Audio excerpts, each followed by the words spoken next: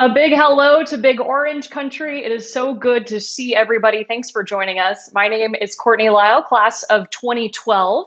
I'm currently a play-by-play announcer for ESPN, and I'm getting set to call some of the Olympic Games for NBC coming up in Tokyo. So it's so fitting, and I'm so honored to be here because did you know that we have over 100 Vols and Lady Vols who have gone on from Tennessee to be Olympians, and that is just incredible. We have 3 members of our Tennessee family joining us today that have represented their countries on the highest, the biggest stage in sport, and that's at the Olympic Games. So we're so excited for them to join us today. We want you to be involved in the conversation. So if you have a question, make sure you drop it in the comments right now. We want to take your questions that you have about maybe the Olympic experience, what it was like to compete at Tennessee and then step up to an even bigger stage. Whatever it is, make sure you drop us those comments and we'll ask those to our Tennessee family members.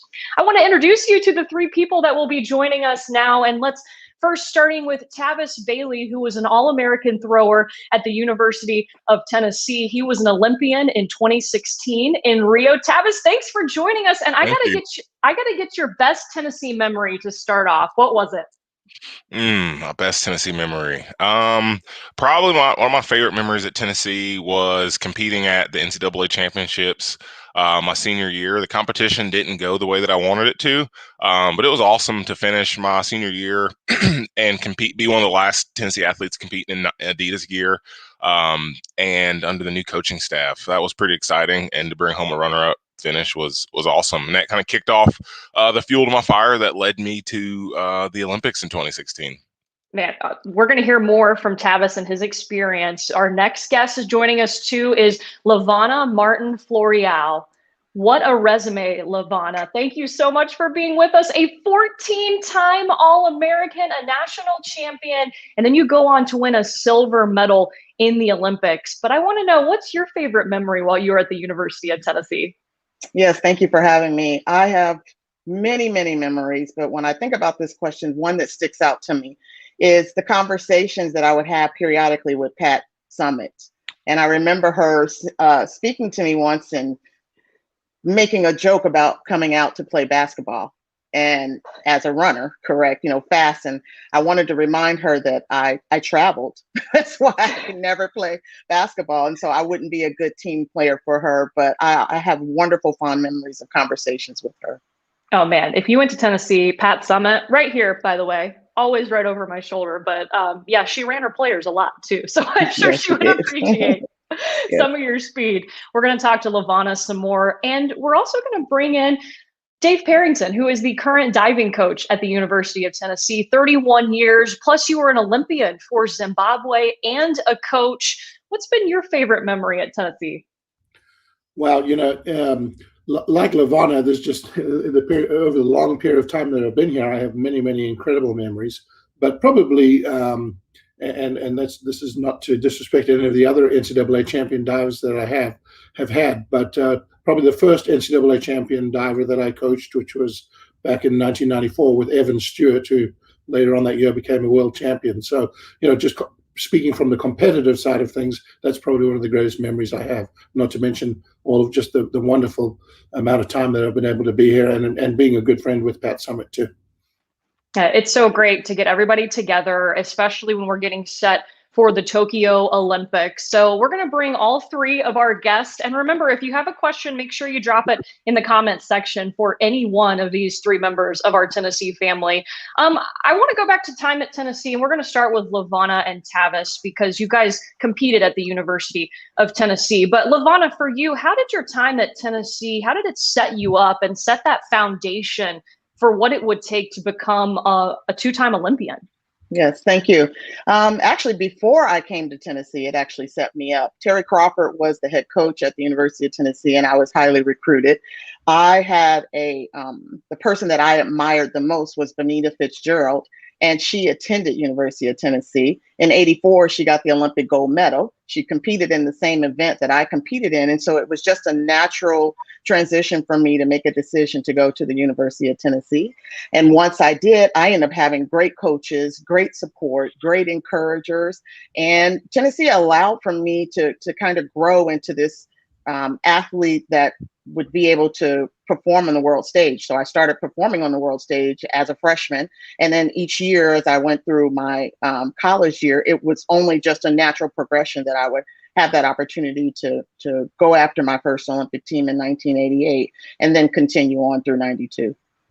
Yeah, relationships just seem so big, especially no matter where you are in your life or in your sporting career. That always seems to be such a big thing. Tavis, for you, what helped you at Tennessee that helped to push you forward so you could make the Rio Olympics? For me, it had to be the support from my teammates and my coaching staff at the time.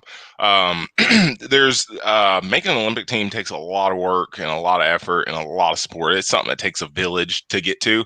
And at one point, I thought, hey, I'm a above average national contending thrower. And then it took the coaches to sit me down and tell me, hey, Tavis, like, you actually have a legitimate shot at this.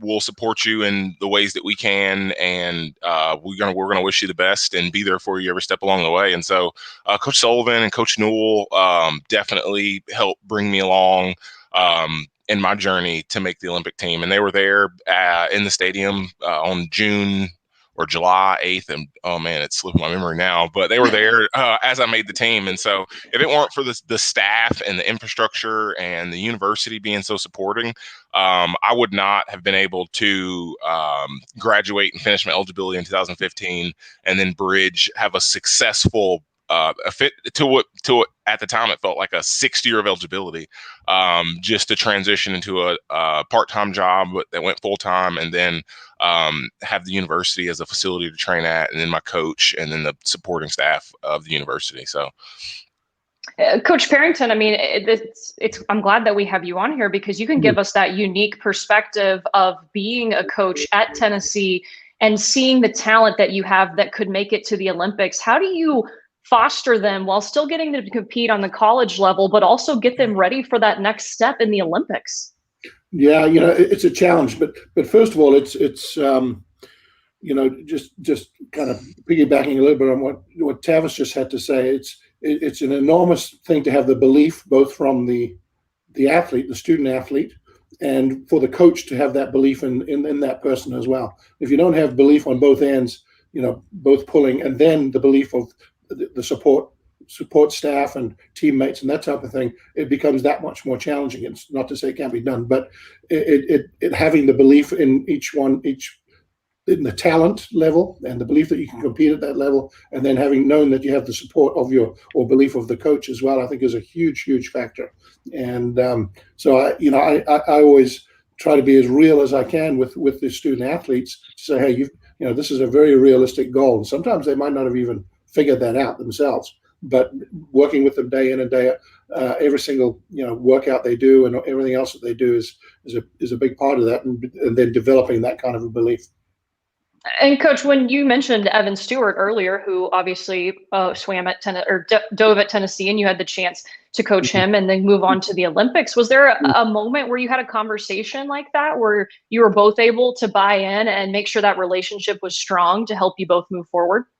Yeah, absolutely. And Eddie started actually during the recruiting process because he was an immense talent and had already dove in one Olympics before he even got here. They did another 2 once he got here. And representing a small country, so to speak, like Zimbabwe, the selection process is totally different than what the U.S. athletes have to go through, which is a grind and a really tough challenge at the Olympic trials. You can be the best athlete in the world and the world champion and not make the U.S. team because the depth is so incredible. But for his situation, he kind of knew, because he was the best diver in his country by far and was on the world stage competing very well. So that process was different. We could train specifically for the Olympic Games as opposed to worrying about the trials along the way, so to speak, and which is a big thing.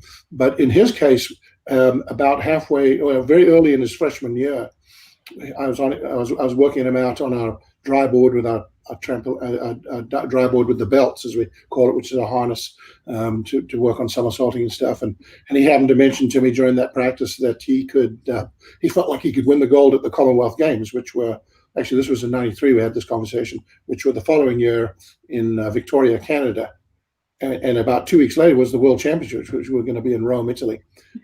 And I said, the Commonwealth Games, Evan, is big, but I see you winning the world championships. We had that conversation 9 months before the fact. And he did. He went on and actually wound up getting a silver and a bronze at the Commonwealth, but then a week later won the world championship. So I foresaw that. He wasn't even thinking that way at that time. And from there he went to the '96 Olympics in the 2000. He had a great shot to do something at the '96 Olympics here in Atlanta, and just missed the final. But he was, a lot of people there at that level were talking about him possibly winning the gold or being a medalist. But he missed the final by less than a point. And that's kind of how it goes at those huge level meets, just one little mishap along the way. And you don't make the final, but you might be good enough to be one of the medalists. Yeah, and Coach Perrington had mentioned, guys, for Lavonna and Tavis, that, I mean, you could be at the top of your sport, and it's still such a challenge to make Team USA. Tavis, for you, what was it like in that moment when you knew that you had made the Olympic team? Man, that moment's probably one of the things about the Olympic journey that I'll never forget. That was a day that it's one specific moment as the throwers are going through the meet, and it's the sixth and final round. The meet's coming to an end, and I'm sitting in second place with the Olympic standard. It just begins to set in that, hey, I just made an Olympic team, and just the countless hours, the countless investment from my entire village supporting me, it all came to fruition. And it felt like I was doing it for more than myself. So it was just immense rush of all the emotions, that I did it for my city. I did it for the people that supported me, my coaches, my former coaches, my teammates. And so that's probably the most exciting thing, is just knowing that so many people affected and altered your journey, and that you're able to do it for all of them as well. Lavonna, what was that moment like for you? Yeah, it's almost indescribable, if I can remember, because it's so long ago.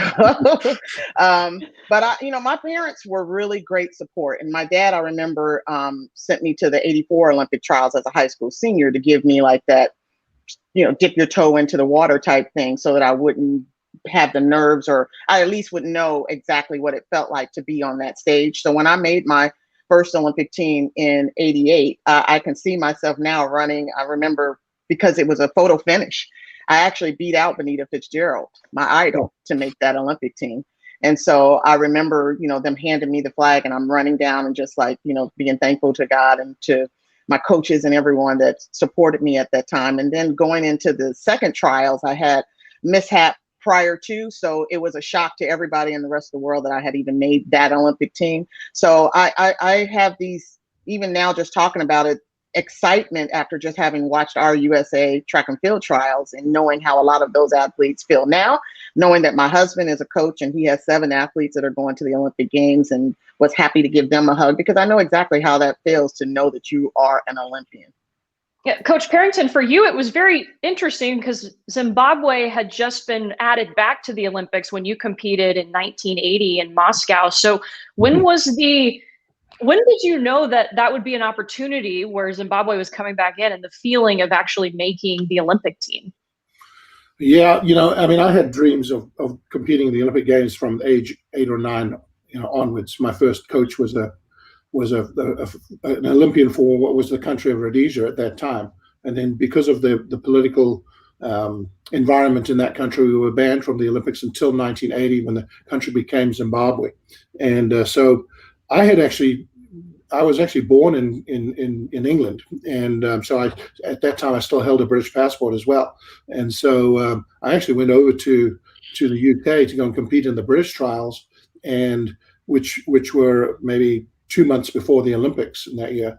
And while there, I got a telegram in those days, and from the Zimbabwean Federation, there saying, "Congrats, you're on the Zimbabwe Olympic team. Don't dive in the British trials." So I was actually I had an opportunity to maybe go for one country or the other. And so, of course, you get told you're going to the Olympics, which came as a great surprise, actually, at the time, that they had suddenly got readmitted into the movement. So I was ecstatic. It was an incredible feeling getting that information. And of course, I didn't dive in the British trials. I turned around and got back on a plane and came and trained back here in the States, out in the Woodlands, Texas, actually, because I was going to the University of Houston at that time. And so, yeah, it was just an incredible moment. I'll never forget that feeling. And then training to go to the Olympic Games. When you guys actually got there, and I've talked to former Olympians who are also alumni, And they've mentioned so many different things, whether it's opening ceremonies or talking to other Olympians or meeting someone in a different sport that you've watched compete. Was there a moment in the Olympics that stood out for you? Lavonna, let's start with you. Yeah, I have a great moment. I met my husband. That's a good one. Yes, and actually, it's a great story because I met him, and then within that 2-week time frame, he asked me to marry him, and I said yes, and we were married 5 months later, and now we're getting ready to celebrate 29 in January. So it's not something that I would advise others to do. Take your time a little bit. But besides coming out of that 92 games with a medal, I came away with a fiance who became my husband. Well, I don't know if anybody else can top that story, Yeah, but not topping that one. I had some awesome memories from the Olympics. Specifically, one of my favorites was walking through opening ceremonies. My opening ceremonies experience is a little bit unique in the fact that you're waiting in this line, the line's moving. I'm just standing there leaning against like a barricade or something, and next thing you know, I'm 6'4", so I'm a pretty tall guy. I start realizing that all of a sudden I feel small, and like I start like, whoa, something's not right in this area. And next thing you know, I'm like the small guy in the crowd, and like I had delayed my walking so much that the entire USA basketball team was surrounding me.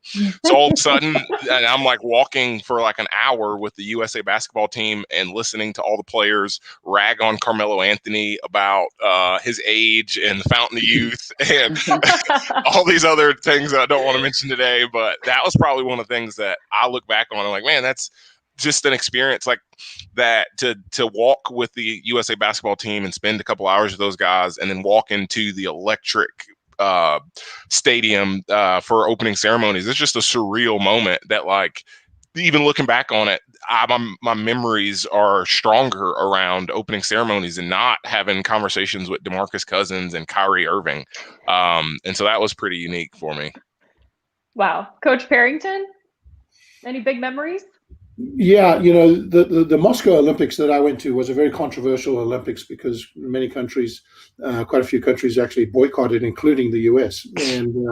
And so but it was still an Olympic Games, and on site there, the opening ceremony again, was just an incredible experience for me.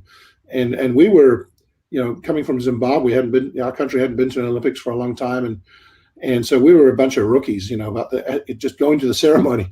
I'll never forget, we stood outside in the parking lot to go in, and I'm sure, it's kind of the opening ceremony. There's a lot of standing and waiting for you to go in, and that type of thing can be quite a tiring experience, extremely tiring experience if you're not ready for it. And we weren't ready for that.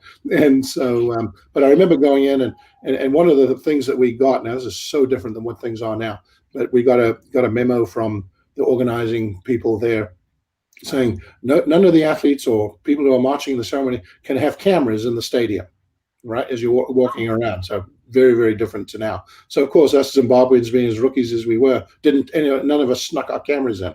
And so we're walking around, we're looking around, all the other people, all the other teams have got their cameras snapping all over the place and that type of thing. So I don't have any pictures from that opening ceremony at all, which is kind of a bummer. But I distinctly remember that. And there were many other, going to the opening ceremony in Sydney, Australia, which was just an incredible extravaganza, and the show that they put on. I wasn't actually marching. I was sitting in the stands because they limit the number of coaches and everybody that could go to march. But I was sitting not too far from where the flame was lit, and that was just a mind-boggling experience. Was it a different feeling for you being there as a coach rather than getting ready to compete? Oh yeah. Compete, and again, as I said, we were rookies. We weren't really all that well internationally exposed at that point. So I remember, and going there to the pool and just looking around at all these divers I'd read about and seen and heard about at different international competitions, and following the results, and all of a sudden I'm on the pool deck with them and training at the same time as them. And for me, that was at that time pretty intimidating. In fact, I'll never forget, during the 10-meter competition on platform, two of my dives were handstand dives, and putting my hands down on the edge of the platform, and the camera, there's cameras all right there and all that type of stuff, and I put my hands down, and my arms just start shaking like crazy. And the next thing I got to do is get up into a handstand. And I'm sitting there thinking, I can't go, you know, that was running through my mind, but I had no choice. And so I started pressing up my handstand, and it went just fine, and dive was okay. And but my next round dive was another handstand. So I went out to the end again, put my hands down, my arms start doing the same thing, and I thought, I mean, I'll never forget this, thinking, oh, well, it worked last time, it'll be fine again. And it worked. You know, just little things like that go through your mind that are kind of, you know, other people don't even know is going on in a person's mind, and that type of thing for athletes of any sport. Yeah, Tavis, for you, when you were getting ready to throw, were there nerves? I mean, what was that feeling like? Yeah, the nerves, and it's the process actually started to get to us. So this is something that a lot of people that I didn't know going into it, but so competing in the Olympics, most track meets, you show up, you park, you check in 2 hours before, you make sure your implements are weighed, and you're ready to roll. Like you're on time. The Olympics was a little different. In Rio, there was an hour-long ride to the warm-up track, and the warm-up track was 20 minutes from the actual competition track. There's security now. You don't carry your own stuff. And so there's moments when like you're trying to make it as close to a normal track meet back in the States as possible, and you're up at 4 a.m. on a 1 hour bus ride from point A to point B. And so some of those things, I mean, it almost allows, like, you want to make it as close to a normal meet or competition as possible, but you simply can't. Sitting on that bus for an hour waiting for warm-ups, you're just trying to keep it all together. And so the nerves for me kind of really climaxed and peaked as someone's carrying my stuff standing next to me out into the track. Yeah. I'm just like, hey, I let me carry my own book bag. That's kind of what I would feel most comfortable doing. Like, nope, not allowed to. So they carry your stuff out there. And then once you get into the stadium, your shoes are laced and you're in the ring, it begins to turn back into a regular meet. But the 3 to 4.5 hours before is not close to a regular meet, and even more to 2 to 3 days before you compete is a large fanfare. Your training changes. You're preparing for certain scheduling items, and so the process of the Olympics is just tremendous.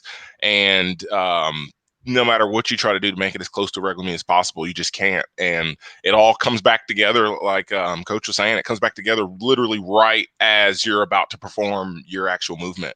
Oh, this is actually what I'm used to doing. Okay, let's roll. Lavonna, you had the chance twice to compete in the Olympics. Did the first time in '88 help you in '92? How was it different, or was it different? Yeah, absolutely. '88, I consider that my play Olympics, meaning that, you know, I didn't know what I was doing, what was going on. I was just caught up in the moment, having fun. That was the Flojo Olympics, and she was a good mentor for me. So, you know, it's more fun to watch her compete and Carl and all those people compete. But by the time '92 came around, that was a big difference.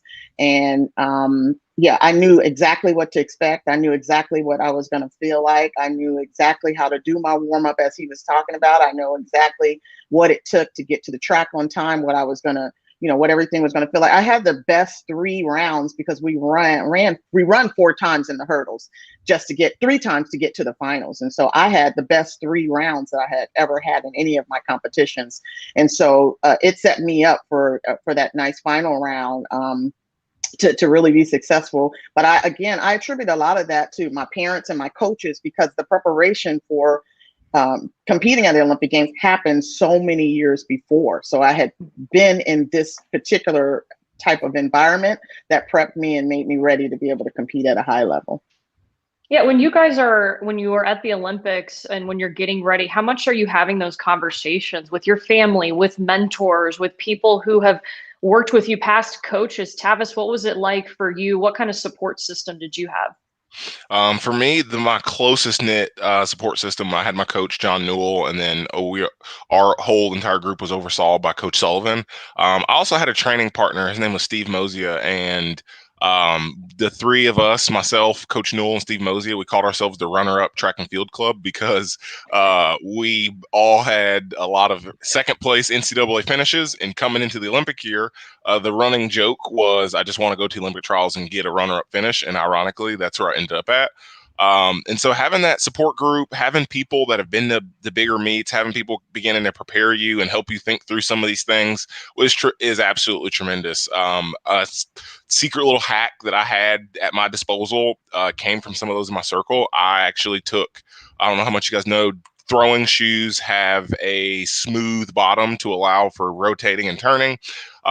Knowing that the trials were going to be in Eugene, Oregon, with rainy conditions, and knowing that the Olympics were going to be in Rio and the rainy conditions there, I actually, with some thought and things from people in my circle, decided to have a pair of throwing shoes altered physically, and put a tread on the bottom of them so that when it did rain, I was prepared. And sure enough, at the Olympic trials, absolute torrential downpour rolled in right before the competition, and I felt like I was fully prepared. I had shoes to put on. I had trained in the rain. I had been in a wet circle. So it almost takes having people in your circle to essentially force you to practice in the rain when, hey, I really don't want to practice in the rain. That's miserable. It takes people forcing you to get out there. Hey, you're going to Texas this year to compete in 100-degree conditions, so you're ready for that. So it takes having a lot of people to force you to do things that you don't want to do, simply because as an athlete, you know that the more comfortable you are, the better you are during your competition. But it takes pushing those limits outside of competitions in practice Monday through Friday. And so having Coach Newell and Steve there pretty much every step along the way made, as they say, shooting in the gym till 10 o'clock, 11 o'clock at night much, much easier. Yeah, that's really interesting you say that. So I'm getting ready to call field hockey in the Olympics for NBC, and I've read about some of the teams are preparing for the Tokyo humidity by riding a bike in a greenhouse, basically, where they're making it hotter to get used to the conditions, like you talked about, Tavis, going to Texas, because that makes a difference of the environment that you're competing in. Yeah, for sure. And like for this past year, watching the Olympic trials, that Eugene, Oregon somehow got a heat wave, and it was 102 to 107 degrees. And competing in those conditions is tough. I mean, your feet feel like they're melting, just heating up on the track surfaces and the pavement. And so if you're from sunny California and you're used to a certain type of 80 degrees, and all of a sudden 107 make you feel like you want to fall apart, having those additional meets in places that prepare you for conditions is absolutely tremendous. Lavonna, what were the conditions like in Barcelona in '92 when you won silver? I don't know. Yeah. Didn't affect you. Don't remember. I was in love, so that's all I remember, being in love. And then I'm trying to go for an Olympic medal. That's basically what I remember. They were great conditions. They were great conditions. And you checked both boxes, so where'd you go? That's funny. I actually had rain. I had rain at the trials, and then I had like a light drizzle to light rainstorm again for my competition. So, Coach Perrington, the indoor conditions, how were they for diving? Yeah, you'd be surprised because every pool is different, and some are more humid than others. Some are the air is kind of cool in there. Some are warm, that type of thing. We always kind of talk about it with if the coaches are on deck and coaching and feeling with a light sweat because they're a little warm. It's maybe warm enough for the divers, because they get in and out the entire time. That's why if you watch the diving on TV, you'll see them all jumping in a little hot tub and getting themselves warmed up. There's also usually showers behind the boards and that type of thing that you can't always see. But that's to keep the divers loose and warm and that type of thing. There's also at the Olympic Games or meet of that level, there's the field of divers is pretty long, so there's a good amount, quite a long time between dives. And especially at the Olympics when it's being televised. They might show three replays of each dive. So at a normal meet here, that we compete at, we kind of work it out to be about 30 seconds per dive. Whereas there, it's probably between dives.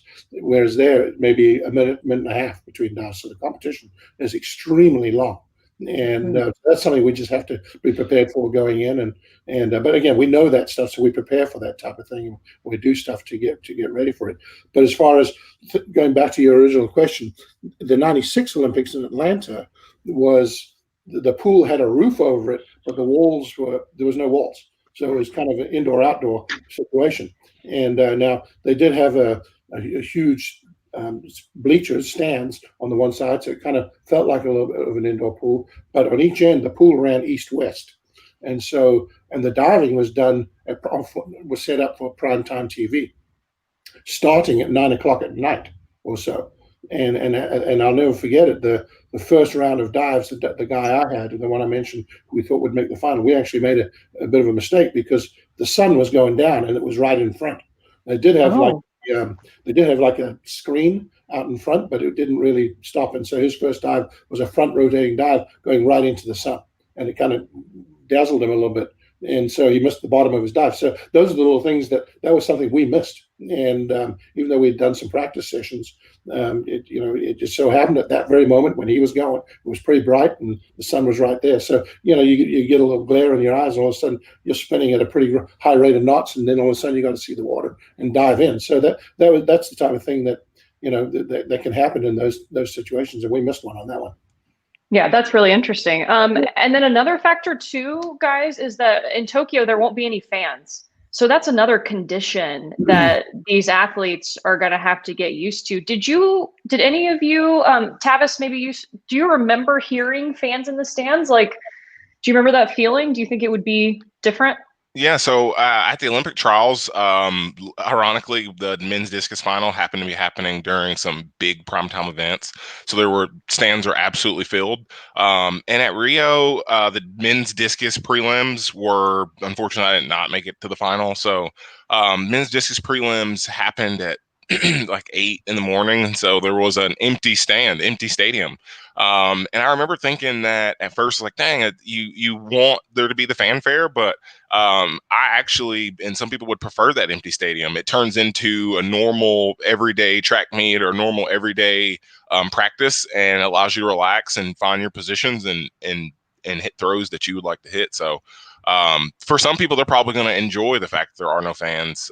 For some people, they feed off that additional energy. So it just depends on the athlete and what you're actually prepared for, because the moment of the Olympics and hearing the crowds and competing in some of those big stadiums, it gives you a lot of energy. And if you're not ready for that, then you're going to find yourself in a place that you really don't want to be at. Mm-hmm. Lavonna, I know that you had your priorities elsewhere, but do you remember any fans or the environment, the sound of it? Yeah, again, as I said from the beginning, the beauty of my career was that I had this career that enabled me to, by the time I got to the Olympics, I had learned how to deal with the fanfare. And so even though fans create a different type of anxiety, I remember a story that my mother told me that she said to me, "Hey, I'm going to have a whistle. You won't be able to see me in the stands, but you'll hear me. I'll blow the whistle really loud and you'll be able to know where I am." And then once I crossed the finish line, especially after the finals, everybody was blowing a whistle. Yeah. So it was everybody. And I had no idea, where she was. So that goes to show you how proud it was. But I like what he said is that, yes, I think with a lot of athletes going into Tokyo, number one for track and field athletes, they competed the majority of the year with no fans. Mm-hmm. So I think that they're going to go back to that same, mentality. And for some people, it will be an advantage, I think, to have no fans, right? To not really feeling like that you're having to perform in front of these big crowds, but that you're just performing, for that audience of one just making it to that finish line. Do fans have an impact on the diving? What happens, Coach Perrington, do you think? How would that change it? Yeah, I think it can. I think it does. But our U.S. team we just had our trials and we had a very limited capacity at the trials, so they've got a little practice at that, so that's good. Plus, we just recently had the World Cup, which was in Tokyo at the venue, and they had no fans in the crowds whatsoever. So most of the people that were at the World Cup made our team, so they've had a little practice of that. So that's good. But yeah, at a normal big time meet like that, it'll be sold out, of course, and there are certain divers that feed off of that energy as well. If they hit a great dive and the place is just going nuts, they would, they definitely can give them more energy in the finals, because it does move a lot quicker for the finals from dive to dive, so they can still be feeding off of that energy.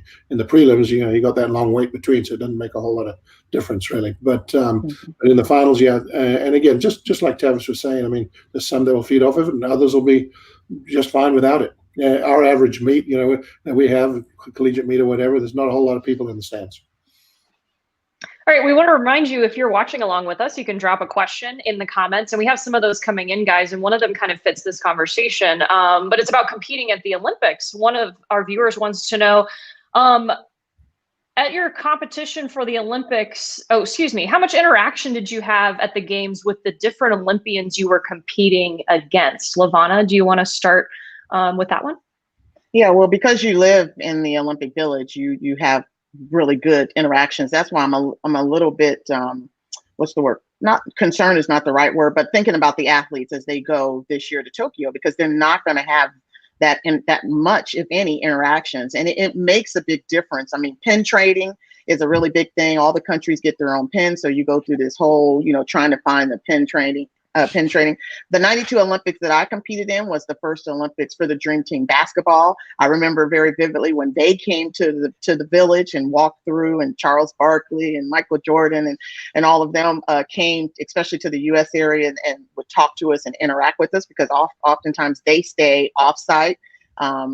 And then being able to see the little gymnast girls, they're so cute and so tiny and so petite, and to see them walking through the U.S. and as seeing people from other countries, it gives you a great opportunity to interact. What about you, Coach Perrington?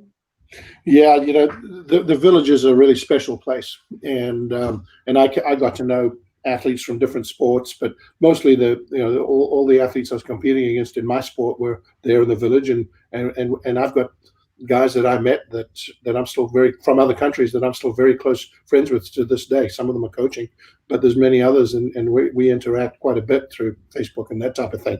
But yeah, what goes on in the village, is just very, very special. I can remember in the, and I got done diving. We still had about another week or so of the Olympic Games to go, and we didn't get sent home right away, which was awesome, because I was able to go and watch some other stuff. I spent a lot of time at the track, actually watching some of the track and field and boxing and that type of thing. But so it was nice to be able to do some of that stuff. But the stuff going on in the village, things were, 1980, things were quite different back then. So there was some partying going on for those people that were done, right? But you got to know people, and it was a lot of fun. That type of thing I don't think goes on anymore, but maybe I'm wrong. But it still goes on. It still goes on. You sang at a birthday party and rented an entire club space in Rio. But also in the cafeteria, there's a lot of socializing that goes on at the cafeteria, where they have all the different international foods and that type of thing that you can choose from, so that every nation is catered to. And but there's a lot of camaraderie that is developed right there. And at the one in Moscow, I remember there was even a big old food fight, people huzzing food at each other, that type of thing. And so those athletes did get sent home, but are fond memories, that a lot of stuff that you really, really remember. I will actually, a special moment in the village in Sydney.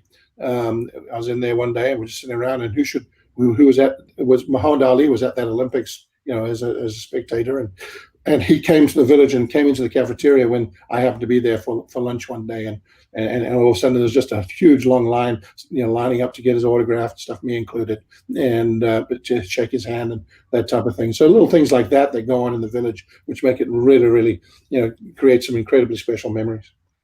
Tavis, I know you joined the basketball team for opening ceremonies, apparently, and then went to a birthday party. Any other interaction with the Olympians you were competing against? That I was competing against, you have all kinds of interactions. So what was kind of special for me was I was a bit younger. So I think I was 24 at the Olympics. And I started throwing the discus when I was, let's say 12, 13 years old. So it's about a 10-year span. So what was unique for me is I taught myself how to throw discus based on YouTube videos. And so there were 3 throwers that I remember following and literally obsessing over and watching and learning, and that's who I based everything on, and that's where a lot of my drive came from. And so there's some moments when you see those athletes in person, you see them training, you see them warming up, you're like, whoa, this is a surreal experience that I've watched your throws hundreds of times. I saved them on my phone, saved them on my computer, and I would watch them when I was at the track in Kannapolis, North Carolina by myself. And so actually seeing them in person was a pretty surreal experience. But the memories that you remember most are the athletes, like Coach was saying, that are transcendent, seeing athletes from other sports. understanding, hey, the world record holder in Olympic weightlifting is here, and he's doing a shakeout lift in the village weight room. And so just randomly, all of a sudden, there's 100 people standing in the Olympic weight room in the village, just watching this guy hit warm-up weights. And so some of those interactions, I think, were the ones that mean the most, like, brushing elbows with Usain Bolt, at his birthday party, or brushing elbows with certain athletes while watching or riding on the bus. So I think a lot of the really memorable interactions come from the hour-long bus rides and, standing in line for whatever it is. That kind of segues to another one of our questions from one of our viewers. Who is your favorite Olympian, Tavis? Do you want to continue? Yeah, from my experience, off the top of my head and some of my experiences, I would say I had a really cool interaction with Serena and Venus Williams, and it was a weird interaction. They were really unhappy with something that had just happened and just turned into like this really down to earth, like, I can't believe this lady did that. And, we're people too. And I was like, yeah, we're normal people just walking through the airport in Houston together. And so to have just such down to earth interactions with someone like Serena Williams, of all people, is just an experience that I'll hold with me forever, just because you see them as these surreal athletes, these big figures, but in reality, they're normal people that feel certain ways when someone runs up and takes a picture of them. They're just as normal as I am or anybody else on this call. So I would have to give that one to Serena Williams. Lavonna, I feel like we've already talked about it, but your favorite Olympian? Yeah. Yeah, she happens to be a Lady Vol, which was Benita Fitzgerald. And she was the first American to win gold in the 100-meter hurdles, which happens to be my event, which happens to be the reason why I came to the University of Tennessee. And a cool story is that Benita was at the 92 Olympic Games when I competed. She was waiting for me at the tunnel when I was walking after I got a silver medal. And she was waiting for me right there at the tunnel to give me a hug and to just cry along with me. And that was just a surreal moment. That's super cool. Coach Perrington, this might put you in a tricky situation because you've coached several Olympians, but I'm going to ask you who your favorite is. Yeah, I'm an avid Olympic fan, for all sports pretty much. And but I pay particular close attention to the divers, and there's some, we've had, I'd say Greg Louganis, who was just unparalleled, and really changed the sport of diving to what it is today. He was definitely a pioneer. He never considered himself a great competitor. He considered himself a performer, but he just so happened to be so much, particularly in '84, he was so much better than everybody else in his events. In fact, he didn't have to do his last dive in either the springboard or the platform diving, and still would have won the gold medal. He was that far ahead. But in 1988, he showed his competitive spirit, where he hit his head on the board during the prelims. If that had happened in this day and age, he wouldn't have been actually allowed to compete with concussion protocol and all that sort of stuff, which is obviously a very, very good thing. But in those days, he kind of got out and they stuck about, I think, 12 stitches in the top of his head, and because of the length of the time between dives in the Olympic Games, he was fortunate because it gave them time to put the stitches in, make sure that he was able to get up and go. And he did. He got up and did his last dive, which was from the same group, same category. And he put it down for nines. Now, he was already going to make the prelims if he hadn't done his last dive. But in the finals, with those stitches in his head, a day later, he turned around and won the gold. And fairly comfortably. But the biggest test was on platform, which was a huge challenge. And he needed some incredible dive to win the competition on the final round, and coming off of that sort of injury showed to me that he was an incredible Olympian, but a heck of a competitor actually as well, despite the fact that he always said he was just up there performing. Yeah. Wow. That would never happen today. Yeah, he wouldn't have been allowed. Yeah. Wow.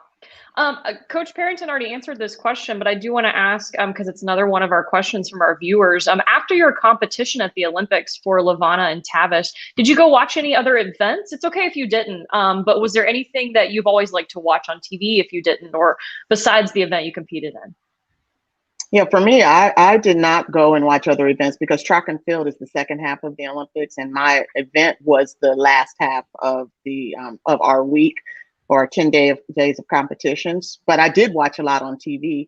But I also grew up watching a lot. I remember Greg Louganis and that incident, and watching other events like volleyball. You know, some of my favorite is still watching gymnastics. Love watching swimming because swimming to me is just like running, except it's in the water. I can't do it, but it just gives me that same that same feel. And then of course watching a lot of the other track and field events, because most of us who make these Olympic teams, these are our friends. These are our people that we have been on the circuit with or been in competing against collegiately. So we're watching them compete as well. Tavis, what about you? Yeah, the discus was really early in the Rio Olympics, and so I fortunately had the opportunity. I probably had about a week and a half in Rio after competing before closing ceremonies, and so I did spend a lot of time joining watch parties in the village for a lot of sports. Rio was a little unique in the fact that logistics was a little more challenging, from what I was told. Things weren't so in London per se, from what some of the other Olympians were explaining it to me. Things were like a college campus, where in Rio things were an hour in this direction. I remember securing and winning tickets for golf, and then find out that golf was a 2.5-hour drive away.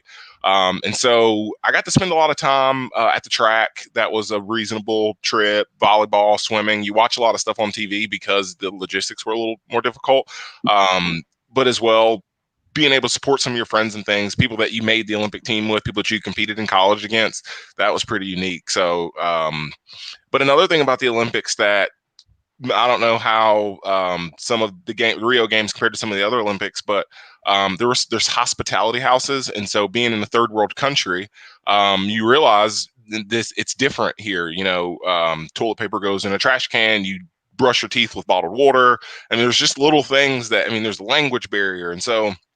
At the Rio Olympics, there were these hospitality houses that were set up by Procter and Gamble, Nike, and Oakley, and so those little hospitality houses almost provided a place to hang out at between competitions, or a place to get out and see some of those watch parties. And so if you couldn't make it to the swimming finals, you could go to the Procter & Gamble house and watch the U.S. swim team compete with the U.S. rugby team and the rest of the U.S. track team. So a lot of the venues and stuff were a little different. And so people had explained, and I can see the difference, and I'm looking forward to watching the Tokyo Olympics and hearing some of those experiences, that the country that hosts the actual Olympics has a massive impact on the athlete experience, from the culture to the logistics to what you do and can get around and do. And so fortunately we had Uber, and getting around in the third world country, having an Uber was tremendous.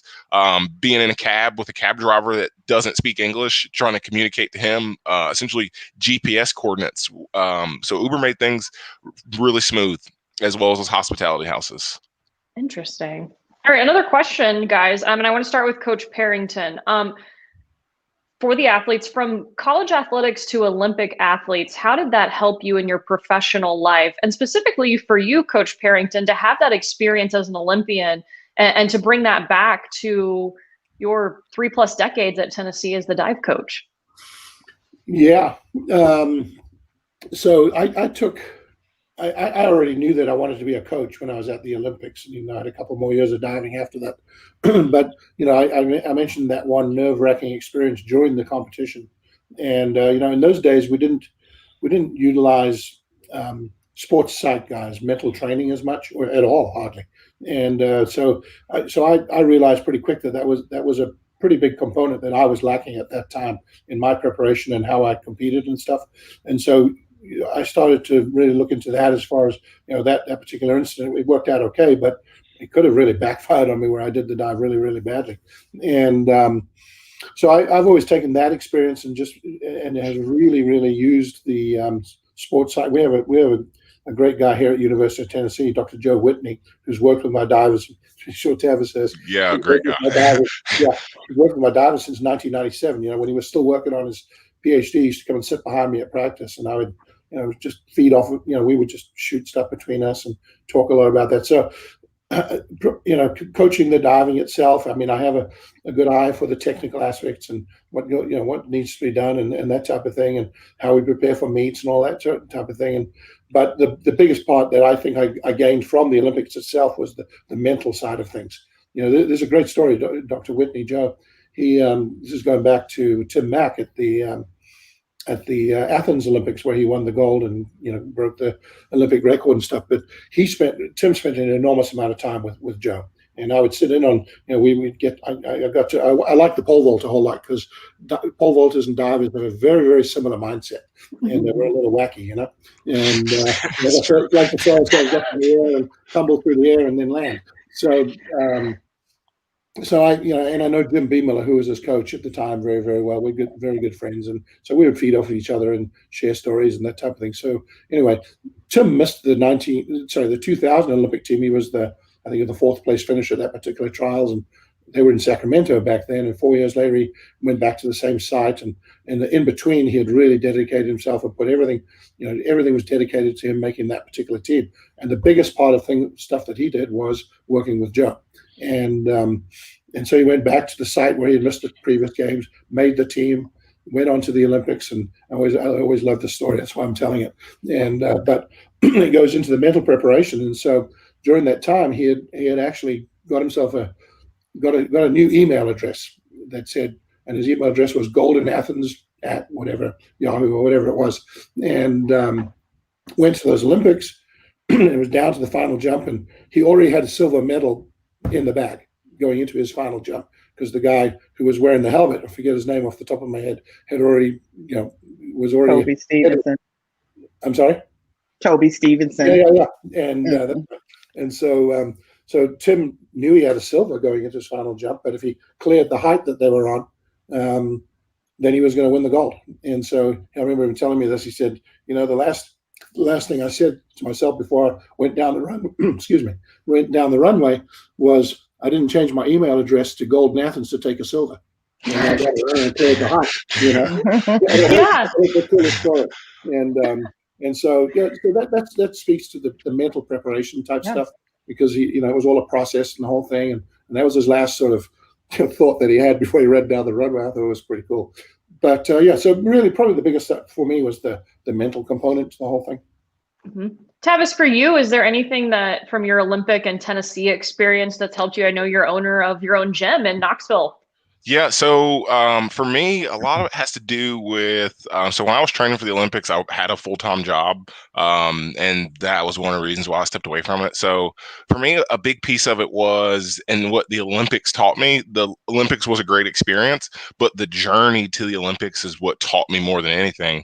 And so as I trained full-time, I worked full-time as a day job, I developed this large capacity to run from 8 in the morning until essentially 10 o'clock at night. And so coming off the Olympics, I knew if I put my mind to anything and I was willing to put the work in, then I was going to be able to achieve it. And so for me, coming back from the Olympics and deciding to step away from track a year later, I just knew that, hey, if I put my mind to anything, regardless of whatever that is, I'm willing to put my head down and work for it, then it's possible. And that's how I qualified for the Olympics. And so, and as well, kind of on top of that, I knew that if I step away from the Olympics, I'm freeing this large void in my life. And what am I going to fill that with?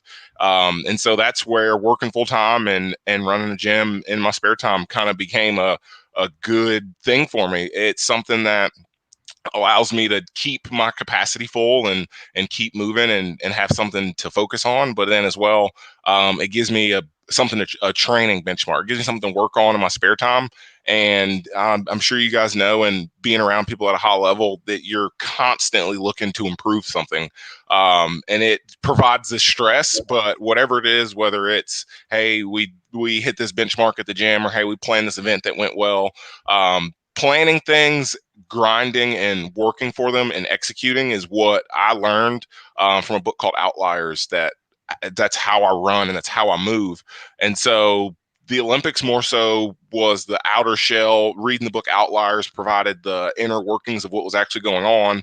And then now working in sales and running a gym, it's me reinvented. So I think that the Olympics really shaped who I am and helped me understand what it takes for me to be happy and successful in life.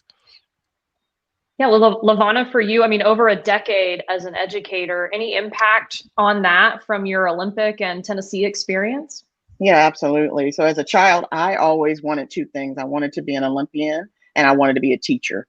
And so the University of Tennessee gave me that opportunity when I received my degree in elementary education. And so, that was on the back burner for a little bit as I was continuing my career. But once I went into teaching, which I did for 15 years, I used the same exact skills that I learned to be an elite athlete, to be a really, in my opinion, really good teacher, and then passing that gift down to my students. And so one of the things that I was really good at with our students is teaching them how to goal set, because that's a lifelong skill. And I learned that through my athletics, but also how to be organized. Like when you're a high level competitive athlete, your day is pretty regimented. Just like Tavis said, is that he worked all day and then he came to train. But for me, training was what I did. And so it was a pretty regimented, scheduled day of, what my life looked like. And so I passed that gift down to the students to teach them, again, how to be organized, how to be regimented to some degree, how to work as hard as they could towards what their goals were. And I helped them with goal setting. And so, I took those things that I learned at UT and the gifts that I learned from athletics into the classroom. Guys, I wanted to thank you all for your time. This has been so much fun to talk about all of your different Olympic experiences. And last question from me for each of you. If you were talking to a Tokyo athlete who's going over there, or probably already there, getting ready for the Olympics, a piece of advice you would give them for competition. And Coach Perrington, we'll start with you. Stay in the moment. One dive at a time is something we always say, and then in between dives, you got to be positive. There's so much time between dives that there's a lot of stuff that can happen. So just stay in the moment and stay calm. Tavis. Same, yeah. I'm really, really big on visualizing. And so don't let yourself walking into the stadium be the first time you see those bright lights and you see those uniforms and people around you. Envision that stuff beforehand. See it, feel it, know what it's going to be like, feel the emotions before you get out there. And so it's a familiar feeling day of competition.